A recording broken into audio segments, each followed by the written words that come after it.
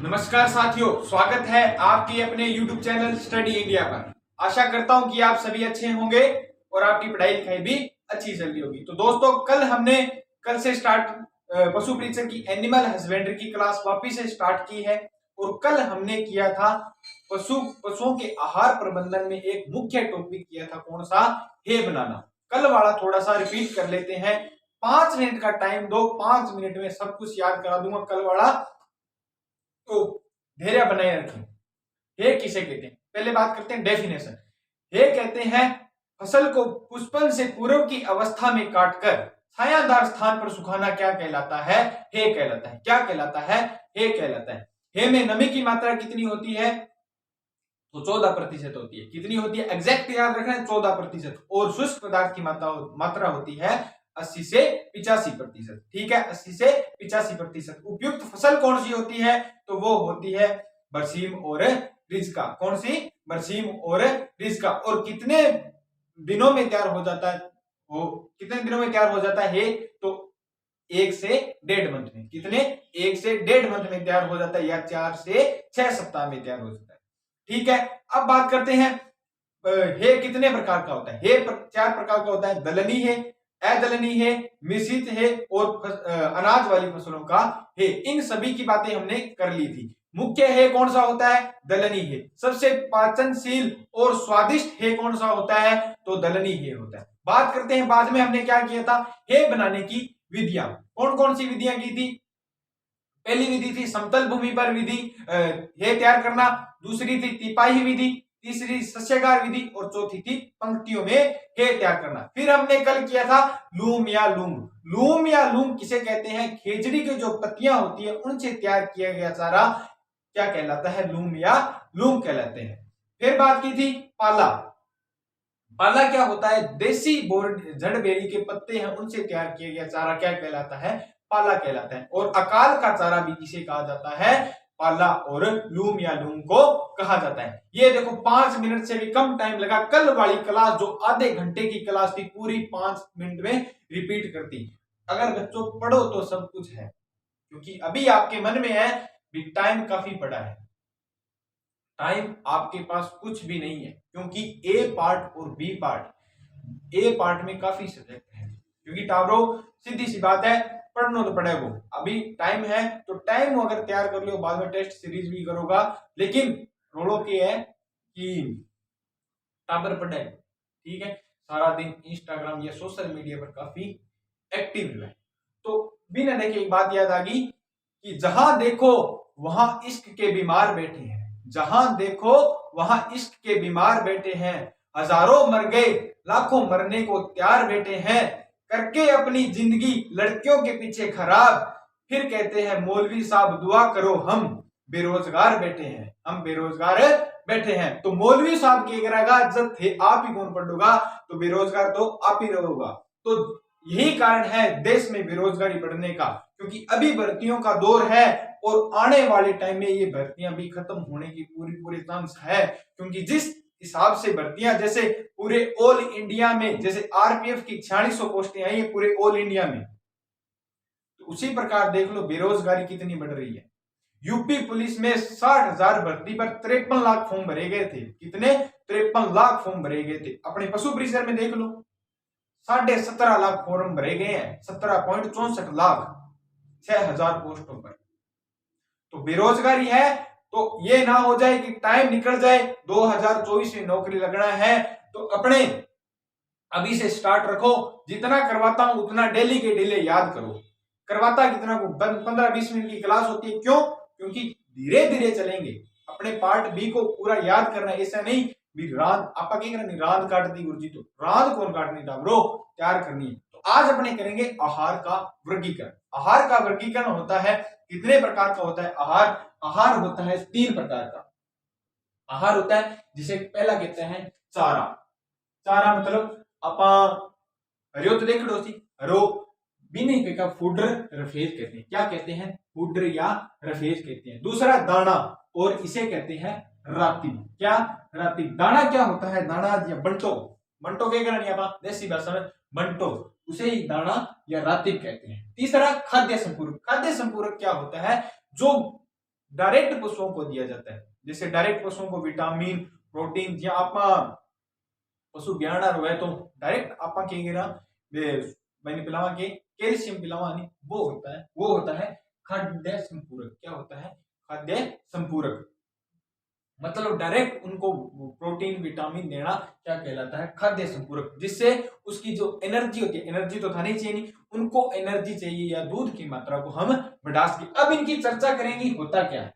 चारा होता है जिसमें क्रूड फाइबर मतलब कच्चा रेशा, जिसमें कच्चे रेशे की मात्रा 18% से अधिक होती है। कितनी? 18% से अधिक होती है। कच्चा रेशा या क्रूड फाइबर कहते हैं, जिसमें जिसे वो कितना होता है? कच्चा रेशा। ठीक है, सीधा सीधा क्वेश्चन बनेगा, चारे में कच्चा रेशा कितना होता है? तो 18% से अधिक होता है। इसी का उल्टा क्या है? क्रूड फाइबर कितना होता है? 18% से कम। 18% से कम। अब ये क्रूड फाइबर होता क्या है?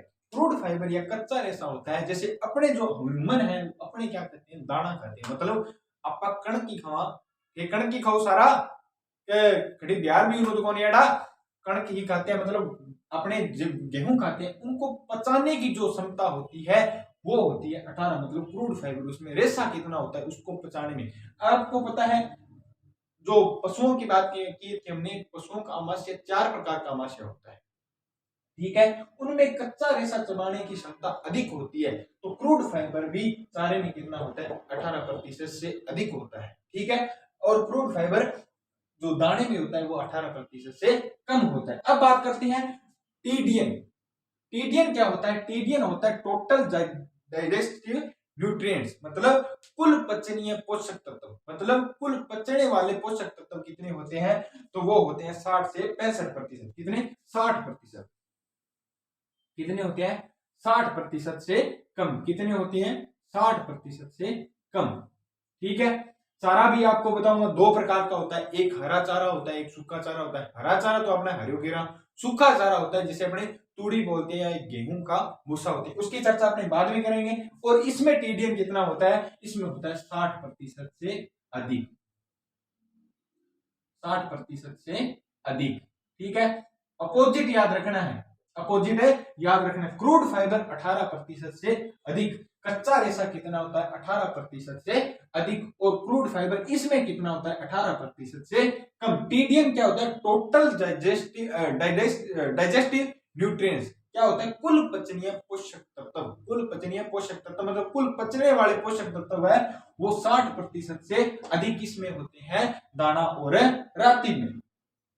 क्योंकि क्वेश्चन इसमें से आईसीआर में क्वेश्चन पूछेंगे। आईसीआर में और एग्रीकल्चर सुपरवाइजर के जितने भी एनिमल हस्बेंड्री के जो एग्जाम है उनमें सीधे सीधे क्वेश्चन पूछे गए हैं। दाने में क्रूड फाइबर की मात्रा कितनी होती है? टीडीएम की मात्रा कितनी होती है? तो अब बात करते हैं कुल आहार। कुल आहार का मतलब हो गया, ये कुल आहार का कितना भाग होता है? तो कुल आहार का 2/3 भाग क्या होता है? वो होता है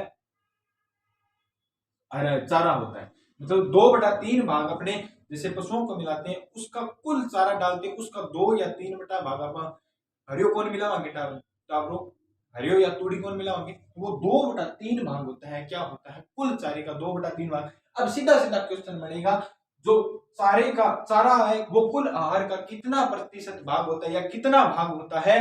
तो 2/3 भाग होता है। कितना होता है? 2/3 भाग होता है। ये कितना होता है? कुल आहार का 1/3 भाग होता है। कितना होता है? 1/3 भाग होता है। खाद्य संपूरक मैंने सीधा बता दिया। इसमें पोषक तत्व, विटामिन,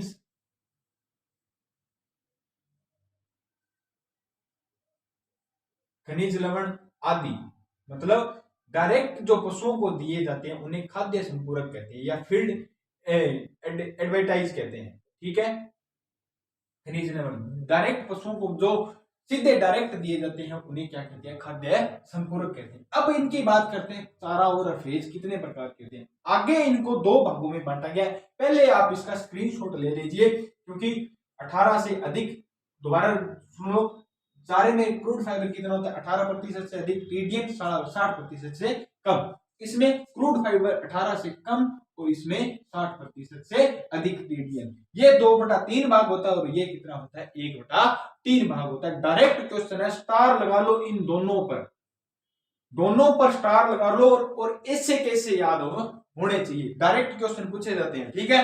स्टार लगा तो पहली बात तो अगर जहां पर मैं बोलूं स्टार लगाना है वहां पर स्टार लगाया करो। डायरेक्ट क्वेश्चन अगर लास्ट के टाइम में वो स्टार वाले भी पढ़ गए तो उसमें से 30 या 35 क्वेश्चन स्टार वाले आएंगे, क्योंकि जो मैं करवाता हूं अपने हिसाब से, जो एग्जाम के हिसाब से करवा रहा हूं, ना कि सीधा करवा रहा हूं, ठीक है। अब अपनी बात करते हैं चारा और रफेज या दाना कितने प्रकार का होता है। तो चारा और रफेज है जो अपने दाना है वो दोनों को दो भागों में बांटा गया है, ठीक है। इनकी बात आगे करते हैं, दोनों भागों में क्या है, ठीक है। अब बात करते हैं अपने जो चारा और जो दाना है उसको। चारा है उसको 2 भागों में बांटा गया। चारा या जिसे रेफेज कहते हैं और फुडर भी कहते हैं, उसे क्या कहते हैं या फुडर कहते हैं, ठीक है। इसको 2 भागों में बांटा गया। कौन कौन से?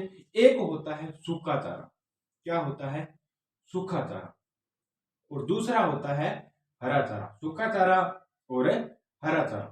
सूखे चारे को भी फिर 2 भागों में बांटा गया है, दलनी और अदलनी। दलनी और अदलनी, ठीक है। क्योंकि सूखा चारा भी आपको पता है दलनी फसल का भी होता है और अदलनी फसल का भी होता है, ठीक है। दूसरा है इसमें हरा चारा। कौन सा? हरा चारा। ऐसे के ऐसे ही याद करना है। हरा चारा भी आपको पता है हरा चारा भी 2 प्रकार की फसलों का होता है, दलनी फसल का और अदलनी फसल का। दलनी फसल का और अदलनी फसल का, ठीक है। ये होगी अपनी बात किसकी? सूखे चारे की। चारा कितने भागों में बटा होता है? 2 भागों में बटा है, सूखा चारा और हरा चारा, ठीक है। सूखे चारे को फिर से 2 भागों में, दलनी और अदलनी। दलनी और अदलनी। अब बात करते हैं जो सूखा चारा है उसमें दलनी में कौन कौन सी फसलें आती है, जैसे मटर हो गया, ठीक है, मटर हो गया, और कौन सी होगी? अरहर होगी या मूंगफली होगी। अरहर होगी, आप ऐसे ही जो जिसका हे बनाया जाता है, अरहर होगी या मूंगफली की भूसी होगी, ठीक है। सूखे चारे में मूंगफली की भूसी होगी, ठीक है। जो मूंगफली का बनता है, मूंगफली की भूसी, ठीक है। ये किसके एग्जाम्पल हो गए अपने? ये हो गए दलनी चारे की। दलनी चारा क्या होता है? सूखे चारे में दलनी चारा होता है, एक होता है अदलनी फसलों का चारा। दलनी में जैसे मटर होगी, अरहर होगी, मूंगफली की भूसी होगी, मतलब अरहर या मटर और मूंगफली की भूसी की वो कौन सी है? दलनी चारा हो गया। अदलनी चारे में जैसे अपने होगी जो गेहूं हो गया, जौ हो गया, और जैसे बाजरा हो गया, ये क्या हो गए? अदलनी चारे। क्या हो गए? अदलनी चारे। या ज्वार हो गया, मक्का हो गया, ये क्या हो गए? अदलनी चारे। मक्का हो गया और बाजरा हो गया। अदलनी का मतलब इनके भी गेहूं की तूड़ी हुई नहीं, जौ की तूड़ी हुई नहीं, तो सूखे चारे में अदलनी फसलों को सूखा चारा होता है, ठीक है। दूसरा है दलनी चारा। दलनी में, हरे चारे में, दलनी फसलों में जो तैयार होता है, दलनी फसलें आपको पता है कौन कौन सी होगी? बरसीम हो गई, रिचका हो गई, ठीक है। ये अपनी कौन सी होगी? ये होगी दलनी चारों में, ठीक है। अदलनी फसल में आपको जैसे आपने कभी ज्वार तो गिरो आपने टाबरो, पशुओं को ज्वार डालते हैं, जो भी डालते हैं, जई भी डालते हैं, मक्का भी डाला जाता है और बाजरा भी डाला जाता है। सारा आपने बीज है, ठीक है। कभी खेत गेड़ा हो तो ज्वार कभी ले आओ ना, गर्मियों में आ गर्मी पड़ा है, आहा ज्वार ले गया है टाबरो। अगर बात ज्वार ना लेनी है तो नौकरी भी लागना पड़ेगा, ठीक है, क्योंकि नहीं तो लोग ज्वार ढुआ ढुआ के मरा दे, ठीक है। तो ज्वार, जौ, जई, मक्का और बाजरा, ये क्या है? अदलनी चारा। ये है सूखा चारा, किसमें? सूखे चारा और हरा चारा। अब बात करते हैं इन दोनों का प्रतिशत कितना होता है, ठीक है। इनमें नमी की मात्रा कितनी होती है, ठीक है। अगर बात करें नमी की मात्रा कितनी होती है? 10 से 15%। कितनी होती है? 10 से 15% होती है नमी की मात्रा, ठीक है। अब मैंने सीधा सीधा कल बताया था भी जो हे में नमी की मात्रा कितनी होती है, 14% होती है। लेकिन कई यूट्यूब वाले या कई जो टीचर है वो सीधा लिखाते हैं 10 से 15%, 10 से 15%। तो ये होती है, क्या होती है, 10 से 15% तो ये होती है। ठीक है, अब बात करते हैं शुष्क पदार्थ की मात्रा कितनी होती है, क्योंकि सारे की बात करें तो शुष्क पदार्थ की मात्रा कितनी होती है, 80 से 90% से अधिक, 80 से 90% से अधिक होती है। ठीक है,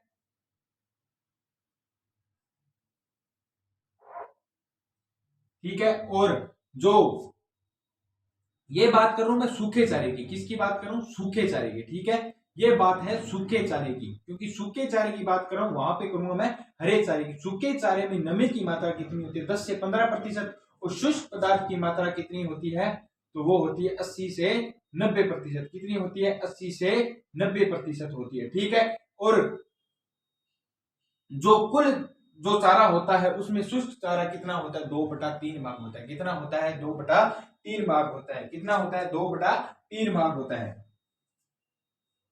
तो सूखे चारे में जो चारे का भाग होता है, जो चारे का भाग कितना होता है, 2/3 भाग होता है। कितना होता है, 2/3 भाग होता है। ये था अपने किसकी बात, सूखे चारे की बात। अब इधर करूंगा मैं हरे चारे की बात। ठीक है,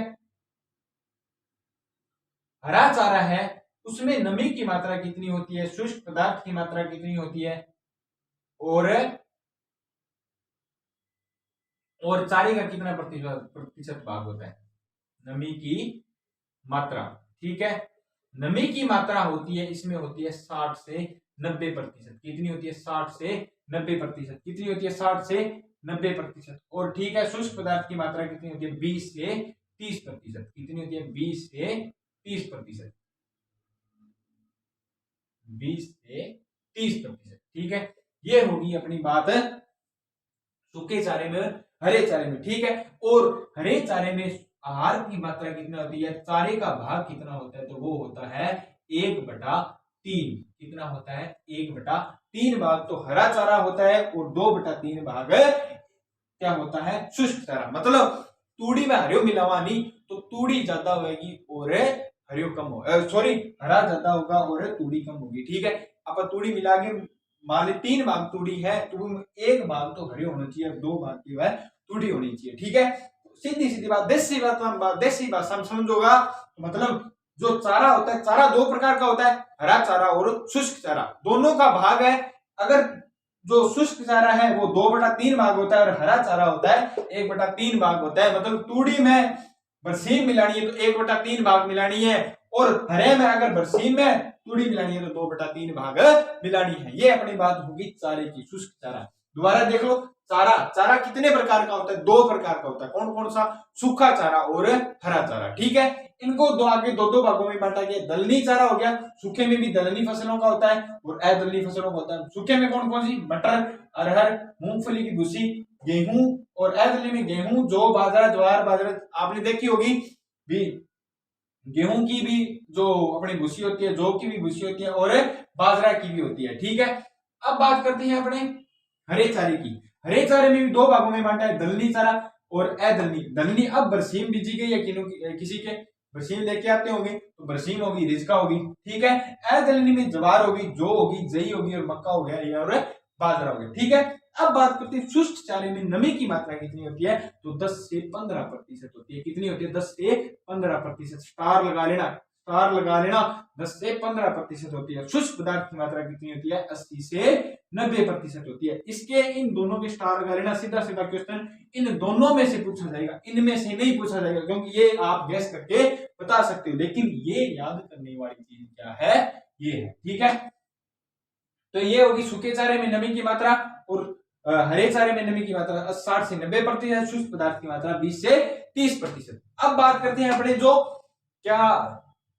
दाना या रात्रि है, उसको भी 2 भागों में बांटा गया है, प्रोटीन युक्त और कार्बोहाइड्रेट युक्त दाना। ठीक है, अब बात करते हैं इन दोनों की। ठीक है, अगर ये नोट कर लिया तो, अगर नोट नहीं किया तो स्क्रीनशॉट लो, और वैसे साथ के साथ नोट्स तैयार किया करो। ठीक है, अब बात करते हैं अपने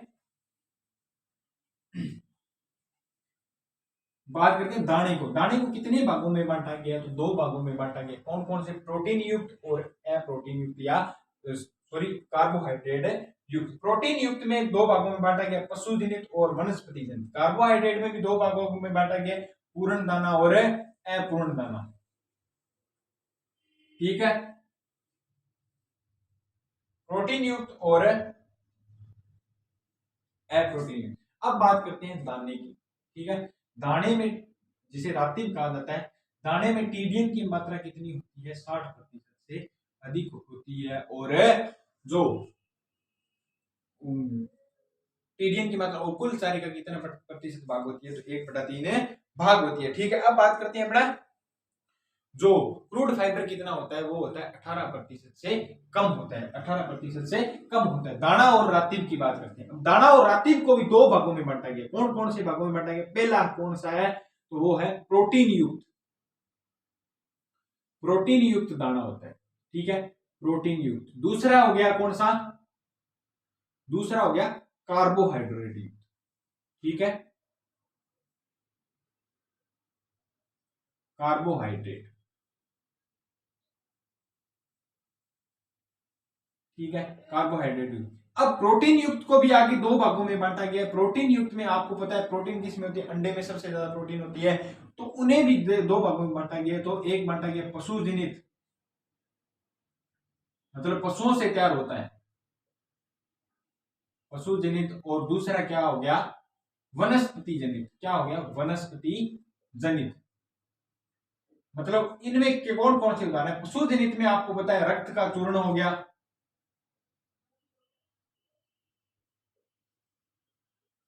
हड्डी का चूर्ण हो गया, और मछली का चूर्ण हो गया। ठीक है, मछली का चूर्ण हो गया।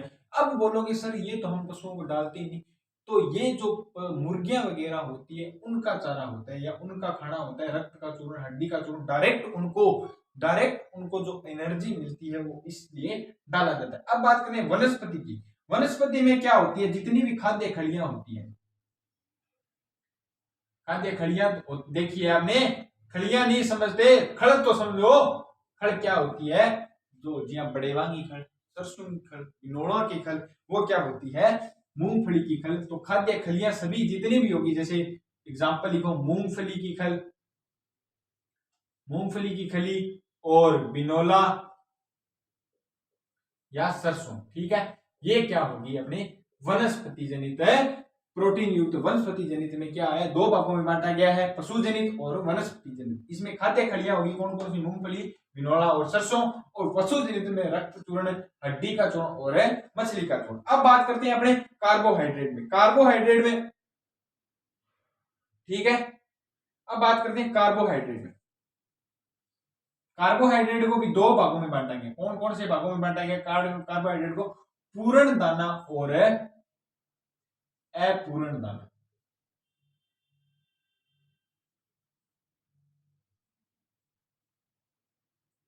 पूर्ण दाना मतलब गेहूं का दाना, मतलब पूर्ण कार्बोहाइड्रेट युक्त होता है अपने गेहूं का। बंट जैसे अपने दलिया दलवाते हैं ना, दलियो खाइडो कदी ना खाइडो, तो लापसी तो खाइडी हो सी। गेहूं की जो लापसी होती है या गेहूं के लिए दलिया जो दाना डाला जाता है पशुओं को, वो कौन सा होता है, पूर्ण दाना होता है। तो गेहूं हो गया अपने, मक्का हो गया, बाजरा हो गया, इतने ही याद करने हैं। वो कौन से हो गए, पूर्ण दाने हो गए। अपूर्ण दाना कौन सा होता है, अपूर्ण दाना हो गया जैसे राइस पॉलिश होगी और सीरा हो गया।